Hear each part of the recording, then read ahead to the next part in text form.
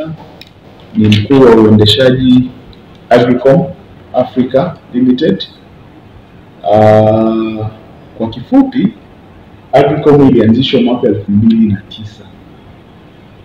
Ni kampuni ambayo inamilikiwa na Mtanzania, tena ni mwanamama ambaye anamiliki kampuni ambayo kwa sasa ndio kampuni bora ya uuzaji wa vifaa vya kilimo Tanzania.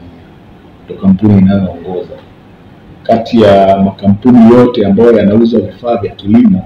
Ukiyajumlisha yote, Agricom anamiliki market share 40%. Hao wengine wote wanagawana. Kwa hiyo ni kampuni pekee. Anayefuata baada ya Agricom, yeye ana 19%. Hali ya kilimo ikoje Tanzania? Tangia rais wetu Dr. Samia Suluhu Hassan aingie madarakani, nafikiri kumekuwa na uboreshaji mkubwa sana.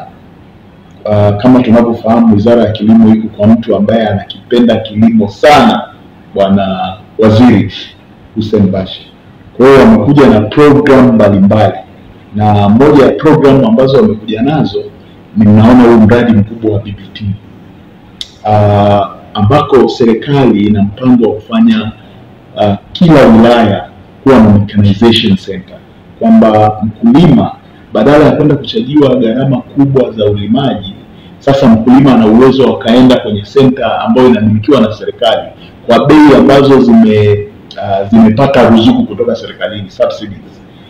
Unalima kwa bei rahisi, na sisi kama Agricom tunafurahia kwamba ni mdau mkubwa wa BBT, kwa sababu tumehusika katika kusupply hivyo vifaa wilaya karibia zote Tanzania, ambako serikali imekuja na huo mpango. Kwa hiyo kwa hali ya kilimo tunaweza tukasema hali ya kilimo ni nzuri sana, kwamba serikali imewekeza kwenye ununuzi wa mashine kuhakikisha kunakuwa na kilimo cha kisasa.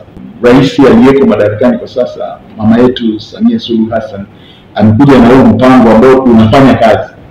Ukienda kwa upande wa pamba kule, tumekabidhi zaidi ya trekta 400 kwa huu mwaka. Ni kipindi cha Mama Samia.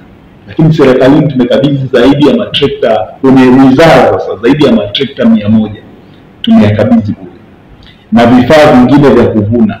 Kwa sisi kama wadau, kama Agricom, tunajisikia fahari, kwa sababu kama serikali inahamasisha kwenda kwenye mechanization, maana yake ni kwamba kama unauza vifaa unapata wateja wengi, kwa sababu hiyo ndio direction, kwamba serikali inahamasisha tuacheni jembe la mkono, tuende kwenye kilimo cha kutumia mashine. Kwa hiyo mwisho wa siku sisi kama wauzaji, soko letu limefanyaje?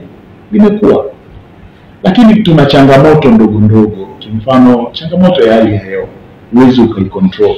Tunakumbuka mwaka jana tulikuwa na mafuriko. Kwa hiyo yale mafuriko yaliathiri baadhi ya wakulima.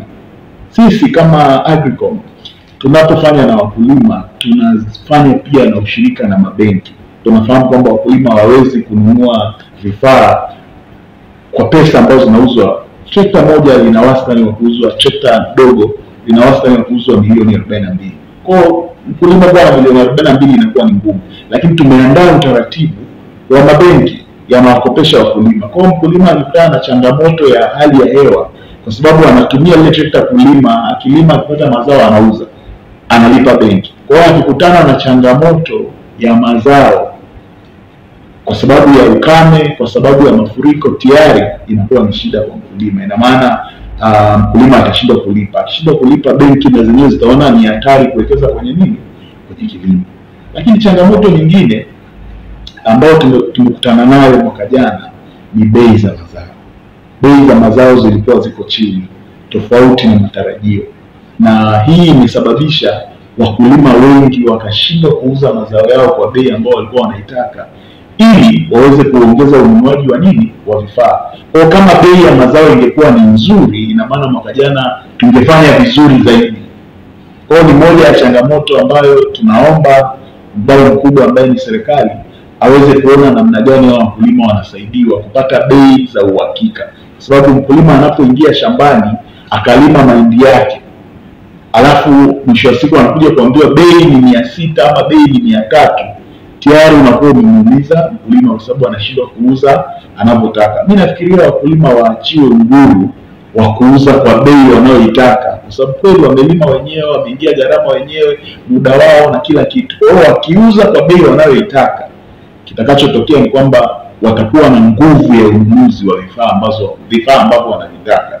Kwa hiyo serikali itakuwa imesaidia mechanization kwenye nchi, kwa sababu mkulima ameuza kwa bei anayoitaka kwa mnunuzi anayemtaka, kwa hiyo nimeongezea fedha na uwezo wa kununua vifaa. Kwa hiyo kama mtu alikuwa hawezi kununua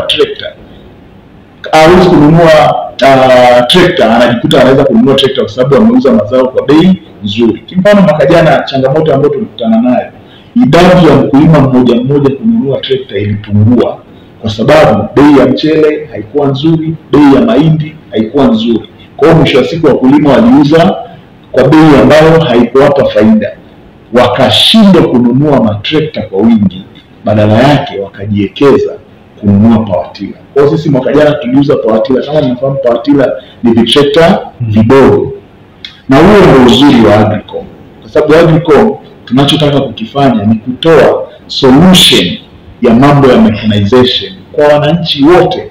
Tunaamini kilimo ni uwekezaji ambao ukitumika vizuri, wananchi wengi sana watajiajiri, na tutaondokana na ile tatizo la kusema tuna wasomi hawana ajira. Na lazima tutengeneze mazingira ambayo mentality za watu kwenye kuwaza kilimo isiwe kwa namna ambayo anawaza jembe la mkono. Tunawaza kilimo ambacho ni mechanization. Mtu anaangalia matrekta, maboom sprayer, implement, analima, kazi zinafanywa na vifaa, sio watu. Kwa namna hiyo tuta-attract vijana wengi kuingia kwenye kilimo na tukaepukana na janga la ukosefu wa ajira. Nitoe wito kwa serikali iendelee kuwekeza kwenye kilimo kwa nguvu ili tuweze kutengeneza ajira nyingi kwa vijana wengi. Lakini sio ajira tu, uhakika wa chakula katika nchi yetu. Tunaamini pakiwa na chakula cha kutosha ndio ustawi wa nchi. Pasipokuwa na chakula cha kutosha ni janga na changamoto kwenye nchi. Agricom kama Agricom tuna matawi 12 ambayo yako kwenye hizo kanda kwa ajili ya kuwahudumia wateja. Lakini tungeiomba serikali, kwa sababu kuna kifaa kama trailer ambayo mkulima anaenda ananunua trekta alafu anataka na trailer kwa ajili ya kubebea mzigo wake. Trailer serikali inachaji kodi. Na pia ni kitu ambacho kiko kwenye mnyororo wa trekta. Kwa hiyo ningeomba kama serikali inaweza, kwa sababu mkulima anaponunua anaenda kutumia kwa ajili ya kilimo. Kwa hiyo serikali ifikirie namna ya kuondoa kodi kwenye trailer, kwa sababu tukifanya hivyo tunawaumiza wakulima. Unakuta mtu anashindwa kununua trailer kwa sababu anaona inakuwa bei kubwa, kwa sababu kuna element ya nini ya ongezeko la thamani kwenye hiyo trailer. Kwa hiyo ninaomba kama inawezekana serikali ikawaza namna ya kuhakikisha kwamba chochote ambacho trekta inaenda kutumia isiwekwe kwenye kodi. 8 ambao unakuja, tunatarajia kuja kivingine kabisa. Tunaamini kwamba uwezi kumtenga mkulima na mfugaji. Mfugaji ni sehemu ya mkulima, mkulima ni mfugaji. Kwa sababu hiyo tumekuwa mara nyingi tukionyesha matrekta, tukionyesha implements, majembe, tukionyesha mashine mbalimbali ambazo zinafanya mechanization. Na ni nani inayokuja, tunataka kuwaletea Watanzania ladha nyingine. Tunakuja kivingine, tunawaletea mashine ndogo za kufanya processing za mazao, mfano mashine za kutengeneza peanut butter ndogo, kiwanda kadogo kwa bei nafuu, mashine za kubengulia karanga. Mfano karanga baada ya kubengua na mkono, tunakuja na mashine maalum, mashine za kuchua mahindi, mashine za kusaga za bei ambayo ni ya chini, bei za kizalendo ambazo Watanzania wanaziweza. Lakini kwenye ufugaji tunakuja na mashine za kukamulia, mashine za kutakia maziwa, ili kumwezesha mkulima ambaye ni mfugaji ama mfugaji tu ambaye anapenda kufanya kitu kwa ubora, kwa quality, kwa sababu tunaona kwa namna hiyo ndivyo ambavyo tunaweza kuipeleka nchi yetu mbele ikiwa tunazalisha. Mtu hawezi kuuza maziwa kama hajapata usalama. Mtu anaona maziwa hapana. Tunakuja na chemical separator za maziwa kuhakikisha mtu anapokuuzia maziwa unakuwa una uhakika kwamba haya maziwa kweli yamepakiwa kiusafi, kwa hiyo mtu atayatumia.